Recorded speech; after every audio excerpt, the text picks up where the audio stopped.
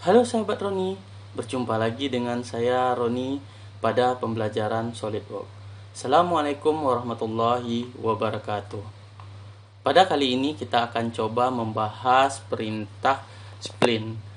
Pada awal gambar ini sendiri kita klik file, kemudian kita klik new, kemudian kita klik part, kemudian kita OK-kan. Sehingga tampilan kita seperti yang ada di depan. Dimana pada pembelajaran kita kali ini kita akan membahas tentang spline. Dimana spline ini sendiri akan kita bahas dua buah spline. Yang pertama itu adalah spline, yang kedua ada style spline. Baiklah, untuk mengawali gambar kita, bahasan kita ini, kita harus memilih salah satu plane yang akan kita gunakan untuk proses penggambaran. Nah, dimana pada latihan kali ini kita pilih plane, kita klik, kemudian kita klik kanan, kemudian kita sketch. Kemudian kita pilih di sini ada spline. Kemudian kita klik di sembarang tempat ke arah atas, kemudian ke arah samping sebelah kanan. Kemudian bisa kita klik kanan, kemudian kita select sehingga terbentuklah suatu garis. Kemudian kita klik garis sehingga muncul tanda panah yang ada di 3 buah titik.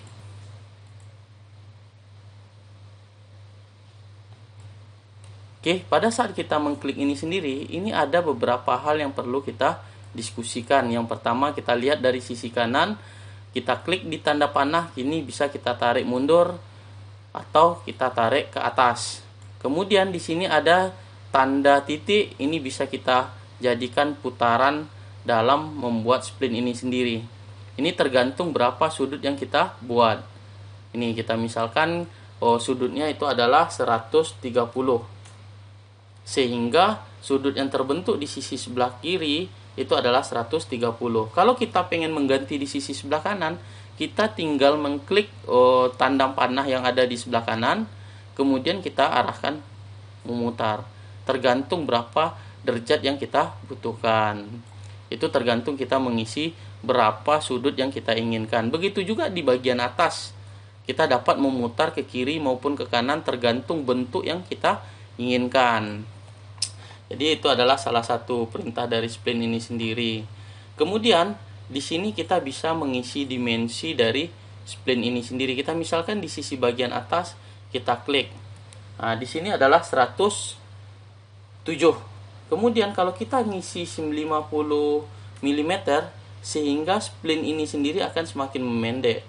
Sehingga apa?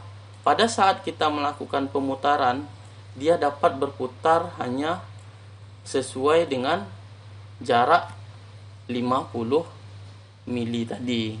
Begitu juga dengan bagi yang di atas. Di sini kita isi spline ini sendiri. Ini adalah kita misalkan di sini 20. Sehingga di sini kita exit dulu smart dimensinya, kemudian kita klik di sini. Sehingga jarak dari spline ini kita sendiri itu adalah 20. Maksudnya jarak dari tanda panah yang ada di sisi sebelah kanan. Kemudian di sisi bagian atas ini bisa kita isi juga itu dengan smart dimensi, kemudian kita klik tanda persegi, kemudian kita isi. Ini tergantung kita misalkan 50. Sehingga jaraknya ini itu adalah 50. Ini bisa kita putar, kemudian kita exit dulu, kita klik, ini bisa kita putar. Dimana hasil putaran ini sendiri itu adalah jaraknya 50. Maka dapat kita simpulkan bahwasanya itu jarak ini sangat menentukan panjang belokan atau belokan garis yang kita buat. Kemudian kita bisa memberi relation dengan cara mengklik kita klik misalkan itu adalah horizontal, sehingga garis dari spline ini sendiri akan lurus. Oke, itu adalah yang pertama adalah tentang spline. Kemudian ada lagi yang disebut dengan style spline, di mana style spline ini terdiri dari beberapa buah titik. Nah, kita misalkan di sini ada beberapa buah titik. Ini titik pertama, titik kedua, titik ketiga, kemudian ada titik keempat. Kemudian kita klik kanan, kemudian kita select. Kemudian kita lanjutkan dengan proses pemberian dimensi, di mana posisi ini dengan terhadap sisi bagian atas ini bisa kita isi tergantung berapa yang kita butuhkan. Kita misalkan itu adalah 20 mm. Jadi jarak antara titik bawah dengan titik atas itu adalah 20. Kemudian panjang dari sisi miring ini sendiri ini bisa kita isi tergantung kebutuhan kita juga.